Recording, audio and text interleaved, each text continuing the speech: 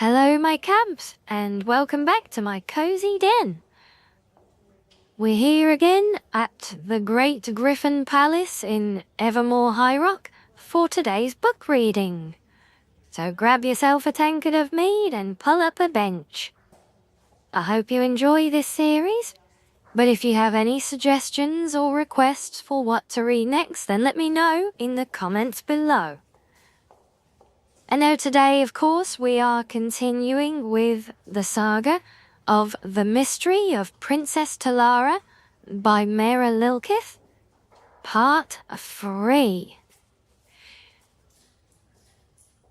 Norbooth was leaving his favourite pub in Camlawn, the Breaking Branch, when he heard someone calling his name. He was not the sort of a name that could easily be mistaken for another. He turned and saw Lord Ariel, the royal battle mage from the palace, emerge from the darkness of the alley. "My lord," said Norbooth with a pleasant smile. "I'm surprised to see you out this evening, Norbooth," grinned Lord Ariel, with a most unpleasant smile.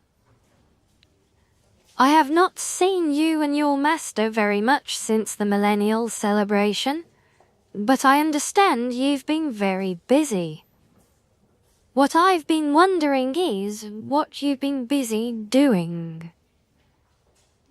"Protecting the imperial interests in Camlawn is busy work, my lord. But I cannot imagine you would be interested in the minutiae of the ambassador's appointments." "Oh, but I am," said the battle mage, "especially as the ambassador has begun acting most mysteriously, most undiplomatically lately. And I understand that he has taken one of the whores from the flower festival into his house. I believe her name is Gina." Norbooth shrugged. "He's in love, I would imagine, my lord. It can make men act very strangely, as I'm sure you've heard before." "She is a most comely wench," laughed Lord Ariel. "Have you noticed how much she resembles the late Princess Talara?" "I have only been in Camlawn for 15 years, my lord. I never saw her late majesty." Now I could understand it if he had taken to writing poetry. But what man in love spends his days in the kitchens of the palace, talking to old servants? That hardly sounds like molten passion to me, even based on my limited experience. Lord Ariel rolled his eyes. "And what is this business he has now in, what is the name of that village?" "Ambiance," replied Norbooth, and immediately wished he had not. Lord Ariel was too canny an actor to reveal it, but Norbooth knew at the pit of his stomach that the battle mage did not even know Lord Strail had left the capital. He had to get away to let the ambassador know, but there was still a game to be carefully played. "He's not leaving there until tomorrow. I believe it's just to put a stamp on some deed that needs the imperial seal." "Is that all? How tedious for the poor fellow. I suppose I'll see him when he returns then." Lord Ariel bowed. "Thank you for being so informative. Farewell." The moment the royal battle mage turned the corner, Norbooth leapt onto his horse. He had drunk 1 or 2 ales too many, but he knew he must find his way to Umbington before Lord Ariel's agents did. He galloped east out of the capital, hoping there were signs along the road. Seated in a tavern that smelled of mildew and sour beer, Lord Strail marvelled at how the Emperor's agent, Lady Brisciana, always found the most public of places for her most private of conferences. It was harvest time in Ambiance, and all of the field hands were drinking away their meagre wages in the noisiest of fashions. He was dressed appropriately for the venue, rough trousers and a simple peasant's vest, but he still felt conspicuous. In comparison to his two female companions, he certainly was. The woman to his right was used to frequenting the low places of Daggerfall as a common prostitute. Lady Brisciana, to his left, was even more clearly in her element. "By what name would you prefer I call you?" Lady Brisciana asked solicitously. "I am used to the name Gina, though that may have to change," was her reply. "Of course, it may not. Gina the whore may be the name writ on my grave." "I will see to it that there is no attempt on your life like that at the Flower Festival," Lord Strail frowned. "But without the Emperor's help, I won't be able to protect you forever. The only permanent solution is to capture those who would do you harm, and then to raise you to your proper station." "Do you believe my story?" Gina turned to Lady Brisciana. "I have been the Emperor's chief agent in High Rock for many years now, and I have heard few stranger tales. If your friend the ambassador hadn't investigated and discovered what he has, I would have dismissed you outright as a madwoman." Brisciana laughed, forcing a smile onto Gina's face to match. "But now, yes, I do believe you. Perhaps that makes me the madwoman." "Will you help us?" asked Lord Strail simply. "It is a tricky business interfering in the affairs of the provincial kingdoms." Lady Brisciana looked into the depths of her mug thoughtfully. "Unless there is a threat to the Empire itself, we find it best not to meddle. What we have in your case is a very messy assassination that happened 20 years ago, and its aftermath. If His Imperial Majesty involved himself in every bloody hiccup in the succession in each of his 1,000 vassal kingdoms, he would never accomplish anything for the greater good of Tamriel." "I understand," murmured Gina. "When I remembered everything, who I was and what happened to me, I resolved to do nothing about it. In fact, I was leaving Camlawn and going back home to Daggerfall when I saw Lord Strail again. He was the one who began this quest to resolve this, not me. And when he brought me back, I only wanted to see my cousin to tell her who I was, but he forbade me. It would have been too dangerous," growled Strail. "We still don't know yet the depths of the conspiracy. Perhaps we never will." "I'm sorry. I always find myself giving long explanations to short questions. When Lord Strail asked if I would help, I should have begun by saying yes." Lady Brisciana laughed at the change in Lord Strail and Gina's expressions. "I will help you, of course. But for this to turn out well, You must accomplish 2 things to the Emperor's satisfaction.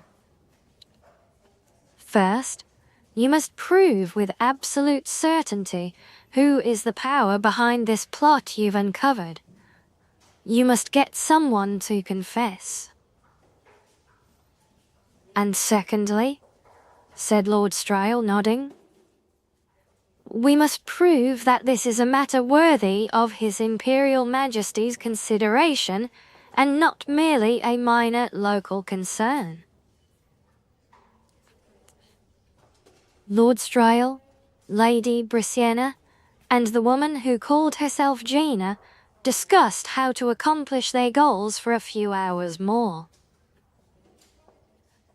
When it was agreed what had to be done, Lady Brisena took her leave to find her ally Prosecus. Strail and Gina set off to the west toward Camlawn. It was not long after beginning their ride through the woods that they heard the sound of galloping hoofbeats far up ahead. Lord Strail unsheathed his sword and signalled for Gina to position her horse behind him.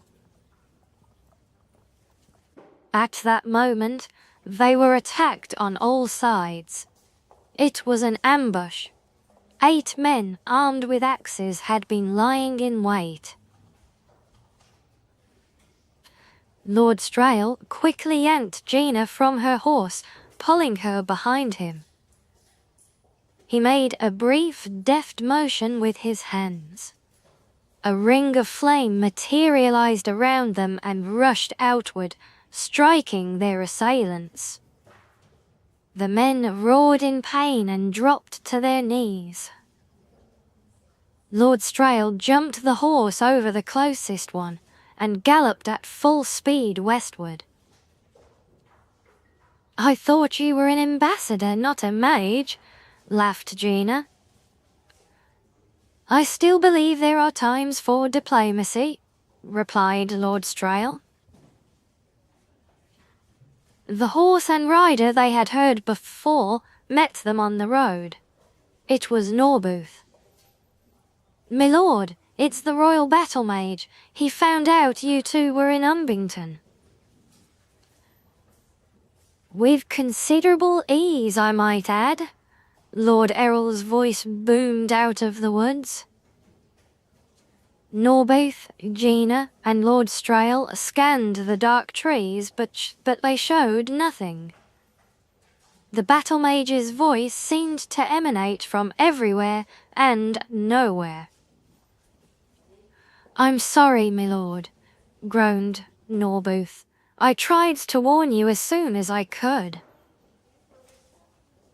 "In your next life, perhaps you'll remember not to trust your plans to a drunkard," laughed Lord Errol. He had them in his sight and the spell was unleashed. Norbuth saw him first, by the light of the ball of fire that leapt from his fingertips. Later, Lord Errol was to wonder to himself what the fool had intended to do. Perhaps he was rushing forward to pull Lord Strail out of the path. Perhaps he was trying to flee the path of destruction, and had simply moved left when he should have moved right. Perhaps, as unlikely as it seemed, he was willing to sacrifice himself to save his master. Whatever the reason, the result was the same. He got in the way. There was an explosion of energy that filled the night, and an echoing boom that shook birds from the trees for a mile around. On the few square feet where Norbuth and his horse had stood was nothing but black grass. They had been reduced to less than vapor. Gina and Lord Strail were thrown back. Their horse, when it recovered its senses, galloped away as fast as it could. In the lingering, glowing aura of the spell's detonation, Lord Strail looked straight into the woods and into the wide eyes of the battle mage. "Damn," said Lord Errol, and began to run. The ambassador jumped to his feet and pursued. "That was an expensive use of magicka even for you," said Lord Strail as he ran. "Don't you know well enough not to use ranged spells unless you are certain your target won't be blocked?" "I never thought... that idiot." Lord Errol was struck from behind and knocked to the wet forest floor before he had a chance to finish his lamentation.